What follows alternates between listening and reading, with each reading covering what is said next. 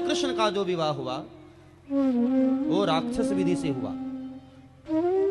पुराने समय में राक्षस विधि क्षत्रियों में ज्यादा प्रचलित थी, क्योंकि इसमें क्षत्रिय को अपने बाहुबल का दर्शन कराना होता। राजकुमार जबरदस्ती कन्या का अपहरण करके लाता था, और यदि मार्ग में पकड़ा जाए तो परिवार के जनों से उसको युद्ध करना होता था। युद्ध में यदि सबको परास्त कर देता था तब वह विवाह का अधिकारी माना जाता था। मुझे तो लगता है वही प्रक्रिया आज भी चली आ रही है। भाई, जब राजकुमारी का अपहरण करने के लिए राजा जाता था तो घोड़े पर बैठकर जाता था, सैनिकों को लेकर जाता था, हाथ में तलवार होती थी। आज भी तो दूल्हा ऐसे ही आता है ना, घोड़े पर बैठा होता है। मोटर कार का जमाना है, लेकिन शादी में घोड़ा जरूर होगा, घोड़े पर ही बैठकर आएगा, हाथ में तलवार होगी। कभी आप लोगों ने सोचा कि वो तलवार क्यों रखता है? भाई, वहां क्या खतरा? लेकिन आज भी वही पुराना ढर्रा चला रहा है, हाथ में तलवार। और पहले सैनिक होते थे ना, तो अब गांव के लोग होते बाराती के रूप में। वही विधि चली आ रही है, थोड़ा ऊपर का आवरण बदल गया। बुलबुलों ने कहा सारा चमन बदल गया, सितारों ने कहा सारा गगन बदल गया, लेकिन तब एक फकीर ने कहा कुछ नहीं बदला, मुर्दा वही है, सिर्फ कफन बदल गया। थोड़ी चेंजेस आई, बाकी तो सब वही। बड़े भाव से राक्षस विधि के द्वारा भगवान श्री कृष्ण का विवाह हुआ। भीष्मक राजा की एक बेटी है जिसका नाम है रुक्मिणी। गौर से सुनिएगा। और रुक्मिणी के 5 भाई हैं, रुक्मी, रुक्मरथ, रुक्मकेश, रुक्ममाली और रुक्मबाहु। ये 5 भाई। जब रुक्मिणी थोड़ी बड़ी हो गई, विवाह के योग्य हो गई, तो भीष्मक राजा ने वर देखना शुरू किया।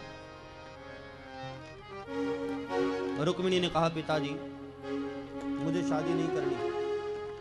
भीष्मक ने कहा क्यों? जो बड़ी होती है, अच्छी होती है, उसको शादी तो करना ही पड़ता है बेटी। बोले नहीं पिताजी, आप मेरे लिए वर मत तलाशिए। भीष्मक ने कहा क्यों? क्या किसी को पसंद किया है तुमने? और यदि पसंद किया है तो मुझे बताओ, योग्य होगा तो मैं तुम्हारा विवाह उसके साथ कर दूंगा।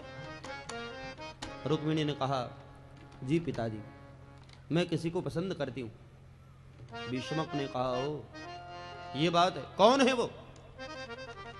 रुक्मिणी ने कहा, कांपने लगी रुक्मिणी बेचारी, डरते डरते कहा पिताजी वो द्वारिका वाले जो कृष्ण है ना, मैं उनको पसंद करती हूं। भीष्मक ने कहा वही तो मेरा पसंद है। सुनते ही दौड़ी रुक्मिणी और पिता के चरणों से लिपट गई। सत पिताजी, बड़ी खुश हुई।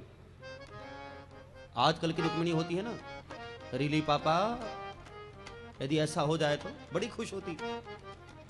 पिता के आंचल से जाकर लिपट गई, चरणों में लिपट गई, बड़ी प्रसन्न हुई रुक्मिणी। लेकिन इतने में रुक्मिणी का बड़ा भाई आया, रुक्मी। कहा पिताजी आप इसकी शादी की चिंता न करें, मैंने इसके लिए एक बहुत सुंदर वर तलाश लिया। कौन? चेदीपति राजा दंघोष का बेटा शिशुपाल।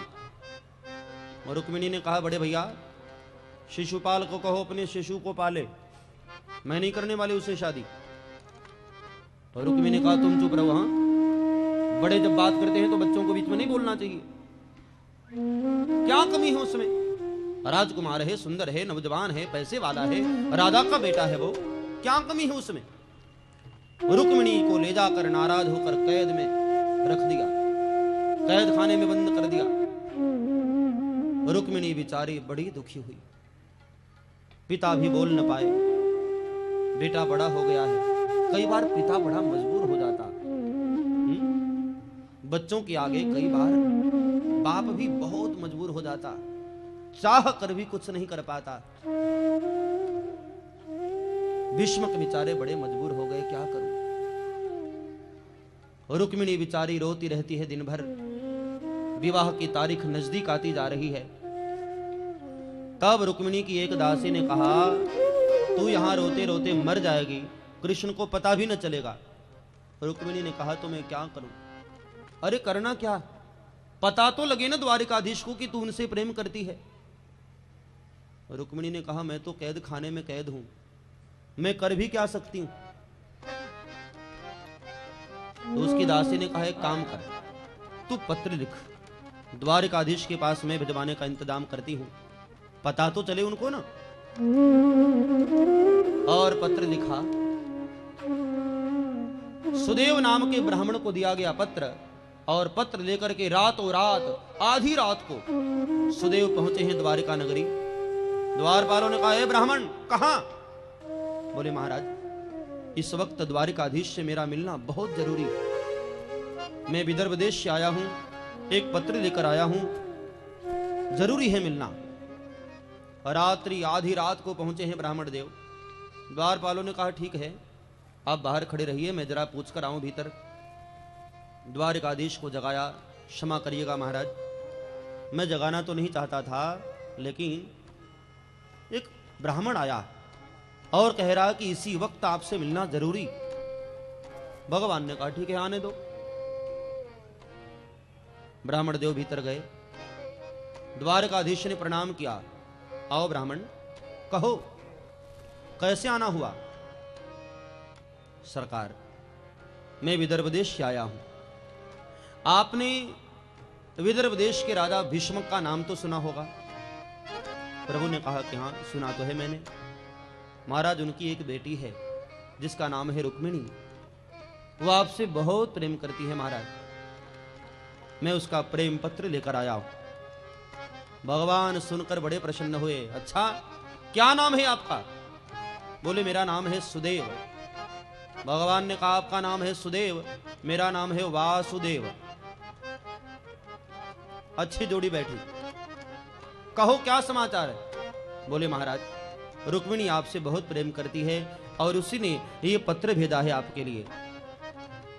भगवान ने कहा अच्छा पढ़कर सुनाओ क्या लिखा है इसमें। तो ब्राह्मण देव पत्र पढ़ते हैं। है बड़ा प्यारा पत्र, रुक्मिणी का इतना अच्छा पत्र है। आज भी यदि आप द्वारिका गए हो तो सायंकाल आरती के बाद यह पत्र आज भी पढ़ा जाता, द्वारिकाधीश को बड़ा अच्छा लगता। और यदि इस पत्र को पढ़ूंगा तो कम से कम 10 मिनट तो और लगेगा। तो आप बताएं पत्र पढ़े कि नहीं? और है पढ़ने जैसा। सब लोग हाथ उठाएं, कौन कौन सुनना चाहता है पत्र? शर्म नहीं आती सबको दूसरे का लेटर पढ़वाते हुए? पता है ना दूसरे का लेटर नहीं पढ़ना चाहिए। सबने हाथ उठा दिया। सीक्रेट लेटर नहीं पढ़ना चाहिए। हाँ? लेकिन नहीं, सीक्रेट रहा कहां भाई? जब द्वारिकाधीश ने ब्राह्मण देव को दे दिया तो गुप्त रहा ही कहां? वो तो आजकल के लेटर बड़े गुप्त होते हैं। मां रुक्मिणी का प्रेम पत्र सोचो कितना खुला होगा, ओपनली पत्र होगा। आजकल जो लव लेटर होते हैं बड़ी सावधानियां होती हैं उसमें। तो ऊपर में लिखा होता कृपया इनके अलावा कोई न खोले।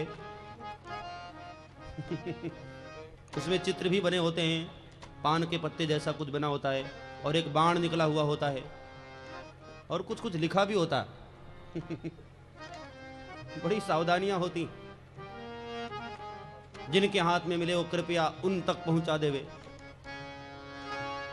लेकिन भगवान श्री कृष्ण के पास जो पत्र आया है बड़ा सुंदर पत्र है वो। मां रुक्मिणी जब पत्र लिखने बैठी तो मां रुक्मिणी को एक धर्म संकट हुआ। मां रुक्मिणी ने सोचा मैं पहले संबोधन क्या करूं। पहले लिखना पड़ता है ना, आदरणीय श्रीमान जी। तो क्या लिखूं मैं? यदि मैं ये लिखूं कि मेरे प्रिय पतिदेव, तो भगवान कृष्ण कहेंगे कितनी पागल लड़की, शादी हुआ नहीं और पतिदेव। हाँ? और यदि मैं यह लिखूं माननीय द्वारिकाधीश श्री कृष्ण, तो भी अच्छा नहीं लगेगा। भगवान कृष्ण सोचेंगे देखो कितनी मूर्ख है, जिससे शादी होने वाली है उसका नाम लेती। बड़ी धर्म संकट में पड़ी मां रुक्मिणी। क्या लिखूं। तब अचानक अपनी बुद्धिमत्ता का परिचय देते हुए मां ने बड़ा प्यारा संबोधन किया। श्रुत्वा गुणान भुवन शृण्वतां ते, श्रुत्वा गुणान भुवन सुंदर शृण्वतां ते, निर्विश्यकर्ण विवरैर्हरतुङ्गतापम्, रूपं दृशां दृश्यमताम् अखिलार्थलाभं, त्वय्यच्युता विशति चित्तमपत्रपम् मे। श्रुत्वा गुणान् भुवन सुंदर शृण्वतां ते, निर्विश्यकर्ण विवरैर्हरतुङ्गतापम्, रूपं दृशां दृश्यमताम् अखिलार्थलाभम्, त्वय्यच्युता विशति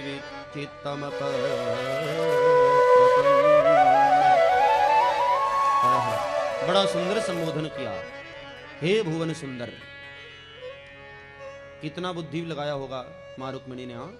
हे भुवन सुंदर, आपके गुणानुवाद को सुन करके मैंने आपसे एक संबंध बनाया है। आप पूछेंगे कौन सा संबंध, तो मैं उसको भी स्पष्ट कर दूं, क्योंकि एक स्त्री का तो एक पुरुष के साथ कई तरह के संबंध हो सकते हैं।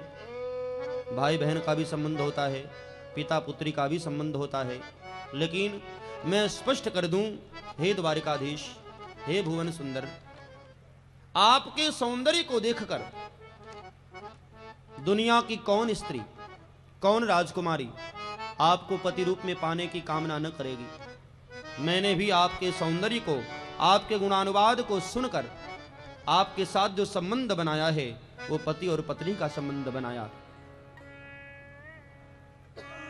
तो कृपा करके इस दासी को पाणी ग्रहण करके अपनी पत्नी बनाने का अनुग्रह करें। हे द्वारिकाधीश, यदि आप ये पूछते हैं कि क्या तुम मेरे योग्य तपस्या की हो, क्योंकि भाई द्वारिकाधीश को पाने के लिए उतनी तपस्या तो होनी चाहिए ना। तो मैंने जो धर्मशालाएं बनवाई, मैंने जो जगह जगह प्याऊ लगाए, मैंने जो गरीबों की सहायता की, उसका जो फल मुझे मिला होगा वो सारा का सारा फल मैं आपके चरणों में समर्पित करती हूं। प्रभु, मेरा पाणी ग्रहण करिए, मुझ पर अनुग्रह करिए। जैसे प्रभु सिंह के सामने श्रृगाल कांपता रह जाता है और श्रृगाल के सामने सिंह अपना भाग लेकर के चला जाता है, ऐसे ही आप भी जरासंध इत्यादि राजाओं के सामने, शिशुपाल इत्यादि राजाओं के सामने मेरा पाणी ग्रहण करके, मेरा अपहरण करके मुझे लेकर जाइए। प्रभु, मुझ पर कृपा करिए। और हां, मैं यह भी लिख दूं, यहां जब आप आइए तो पूरी तैयारी के साथ आना। यहां बांसुरी नहीं बजाना, यहां लड़ने का काम है। यदि अपने बाहुबल पर भरोसा हो न तभी आना। अब लिख ही ऐसा दिया, कौन न जाएगा? सोचो, कोई पत्र में ऐसा लिखे कि तुम्हें अपने बाहुबल पर भरोसा हो तभी आना, कौन न जाएगा? और खासकर कोई जब राजकुमारी, कोई लड़की ऐसा लिख दे कि इतने से इतने तारीख के बीच में आना है और लड़ाई के लिए तैयार होकर आना, बाहुबल पर भरोसा हो तभी आना, कितना ही पतला दुबला होगा चल देगा कि ऐसी बात है? और यह भी बता दूं प्रभु, मेरा अपहरण किस तरह से करना। विवाह से पूर्व कन्या, हमारे वंश का नियम है, कन्या जाती है कात्यायनी मां के मंदिर में पूजा करने, जो कि हमारे नगर से बाहर है। मैं भी अपने सखियों के साथ वहां जाऊंगी, आप वहां पधारना और मेरा अपहरण करके ले जाना। और हां प्रभु, अंतिम एक श्लोक में अपनी अनन्य भक्ति का भाव दर्शाते हुए आग्रह किया कि प्रभु, आप ऐसा न सोचना कि आप यदि मुझे लेकर नहीं जाओगे तो ये रुक्मिणी किसी और की हो जाएगी। नहीं प्रभु, आपके नाम की माला फिराते फिराते मैं जीवन पूर्ण कर दूंगी, लेकिन अब ये जीते जी रुक्मिणी किसी और की नहीं हो सकती। If your answer is negative, नहीं आओगे तो निश्चित है हमारी मौत। अनन्य भाव का दर्शन कराया प्रभु को। ब्राह्मण ने पत्र पढ़कर सुनाया, प्रभु बोलिए अब क्या करना। भगवान ने कहा, क्या बताऊं ब्राह्मण, मैं भी रुक्मिणी से बहुत प्रेम करता हूं। अरे इतना प्रेम करता हूं, दिन भर उसको सोचता रहता हूं। न भूख लगती है, न प्यास लगती है, न नींद आती है, और दिन रात में उसी के सपने देखता रहता हूं। ब्राह्मण ने कहा, अच्छा ये कैसे हो सकता है? आप कह रहे हैं न भूख लगती है, न प्यास लगती है, न नींद आती है। जब नींद नहीं आती तो सपने कहां से देखते हैं? भगवान ने कहा, पता नहीं, लेकिन होता ऐसे ही है। दिन रात उसके विषय में सोचता रहता हूं। ब्राह्मण ने कहा, तो महाराज जो करना है जल्दी करिए, क्योंकि एक रात्रि का समय हमारे पास बीच में और है। भगवान कृष्ण उसी रात बगैर बताए आधी रात को ही अपने सारथी को बुलवाया, दारुक को, रथ तैयार किया गया और उस ब्राह्मण को बिठाकर भगवान इतनी तेज चले हैं, इतनी तेज रथ को दौड़ाए हैं। रात बीतते बीतते भगवान भोर सुबह रथ को लगा दिए हैं। कुंडिनपुर में पहुंच गया भगवान का रथ विदर्भ देश। भीष्मक राजा ने बड़ा भव्य स्वागत किया। भीष्मक राजा ने सोचा, आहा कितने सुंदर हैं द्वारिकाधीश, काश मेरी बेटी का विवाह इनके साथ ही हो जाता। भगवान ने कहा, चिंता क्यों करते हो, इसीलिए तो आया हूं, मेरे ही साथ होगा महाराज, आप बिल्कुल चिंता न करें। अभी जल्दबाजी न करो, हाँ? घोड़े वाले रथ रोको जरा भी।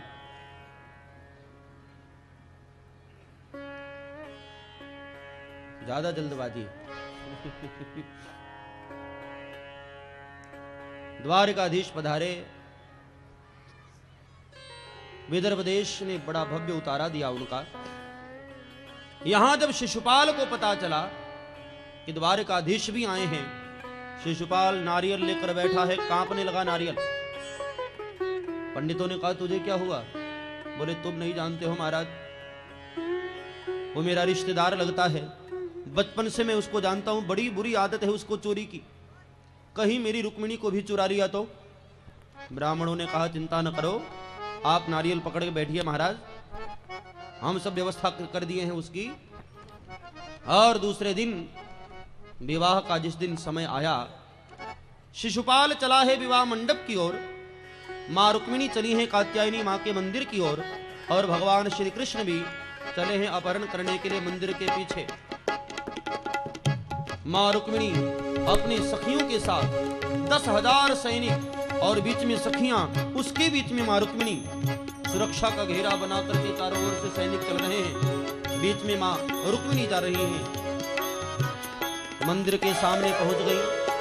मां रुक्मिणी के सामने ही मंदिर का द्वार खोला गया और कात्यायनी मां को जैसे ही देखा तो कात्यायनी मां की मूर्ति में भी भगवान कृष्ण का दर्शन हुआ। बड़े भाव से भीतर कात्यायनी मां की पूजा करने लगी। कात्यायनी महामाये महायोगिन्यधीश्वरी महायोगिन्यधीश्वरी। हे कात्यायनी मां, आप तो मेरे मन की बात जानती हैं।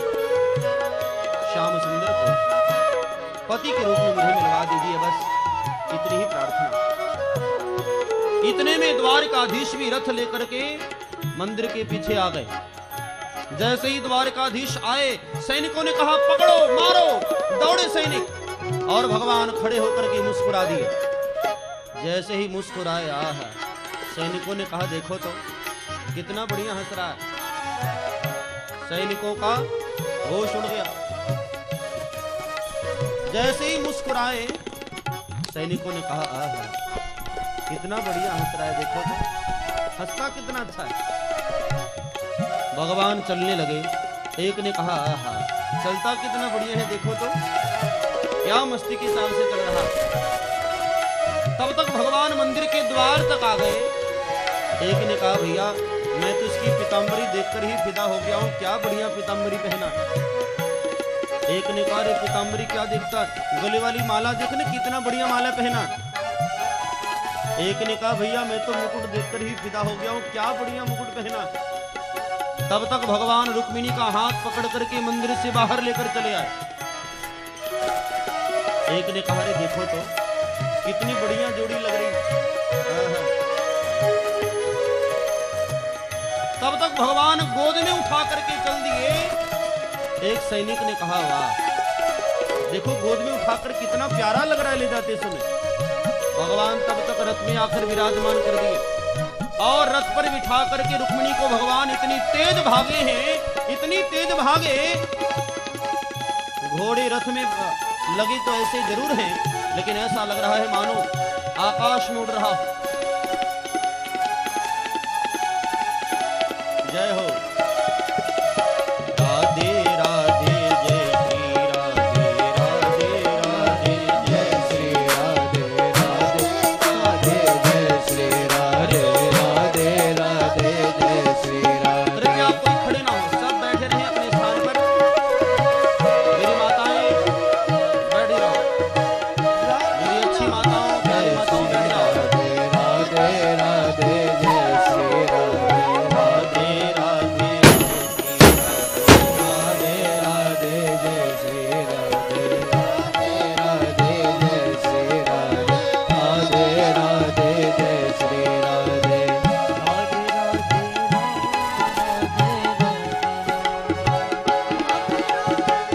राधे राधे जय श्री राधे राधे राधे जय श्री राधे राधे राधे जय श्री राधे हो राधे राधे जय श्री राधे राधे हरि बोल श्री राधे राधे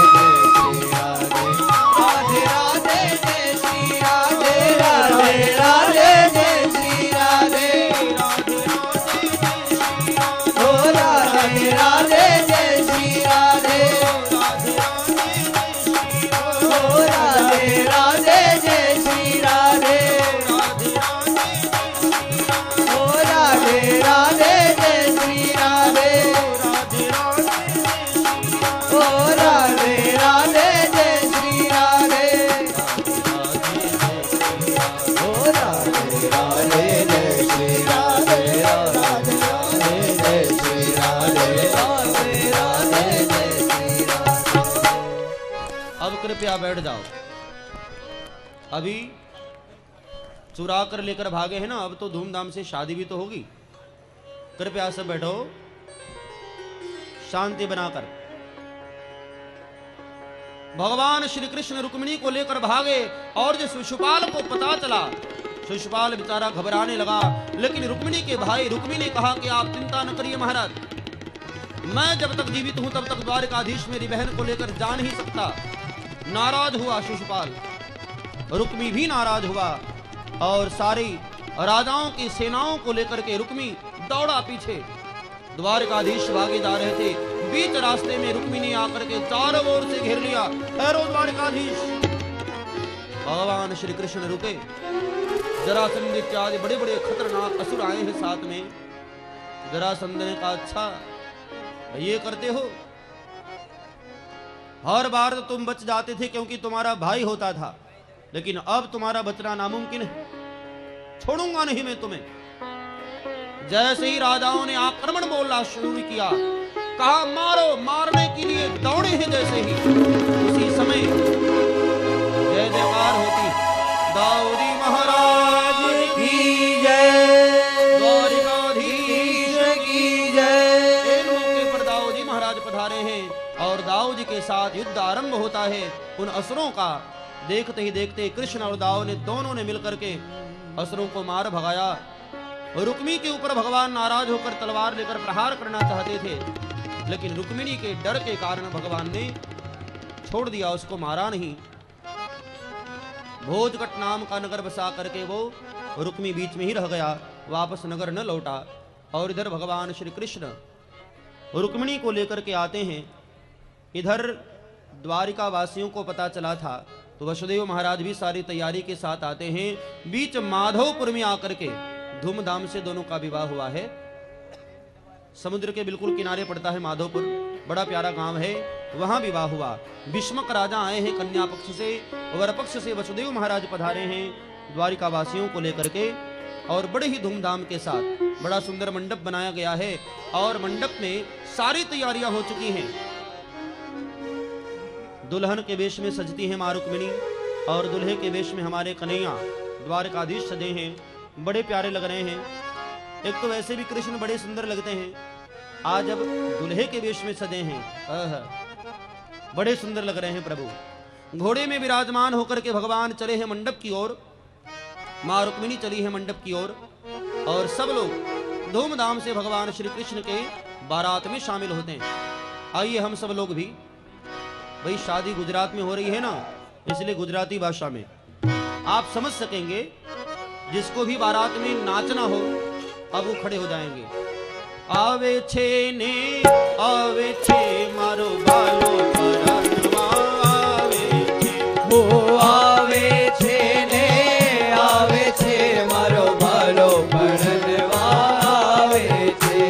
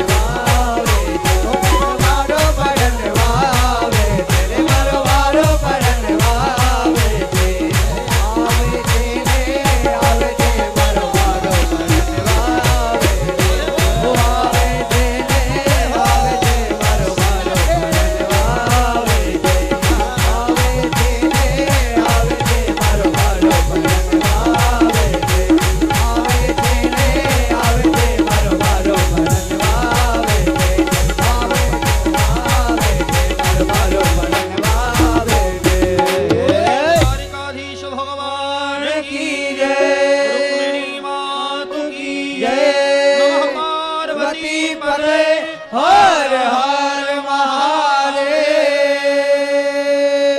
की गिरधर कृष्ण मुरारी की हरि बोल आरती कुंज बिहारी की गिरधर कृष्ण मुरारी की गले में बैजंती माला बजावे मुरली मधुर वाला श्रवण में कुंडल झलकाला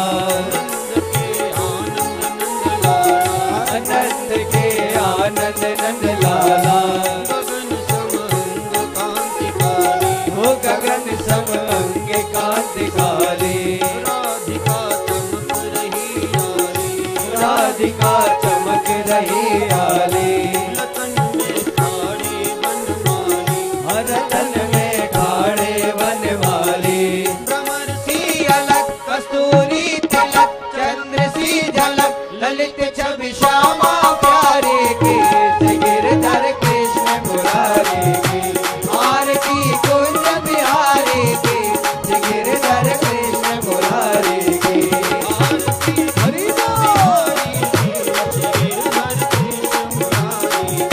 आरती कुंज बिहारी की गिरधर कृष्ण मुरारी की ओ कनकमय मोर मुकुट विल से ओ देवता दर्शन को तरसे गगन सो सुमन रास बरसे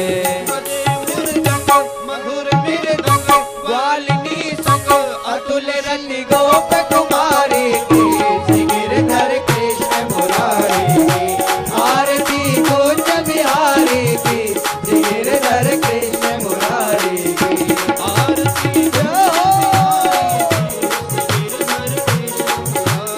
आरती कुंज बिहारी की गिरधर कृष्ण मुरारी की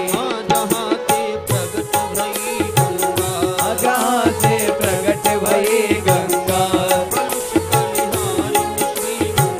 वो कलश कलिहारिणी श्री गंगा श्रवण से होत मोह भंगा जटा के भी हरे अगति चरण छवि श्री वनवारी की गिरधर कृष्ण मुरारी की आरती कुंज बिहारी की गिरधर कृष्ण मुरारी की हरि बोल आरती कुंज बिहारी की गिरधर कृष्ण मुरारी की वो चमकते उज्ज्वल तट रेणु वो बज रही वृंदावन वेणु वो चहु दिश गोप ग्वाल देनु ग्वालिनी संग कटत भो पंड तेरे सुन दीन भिखारी की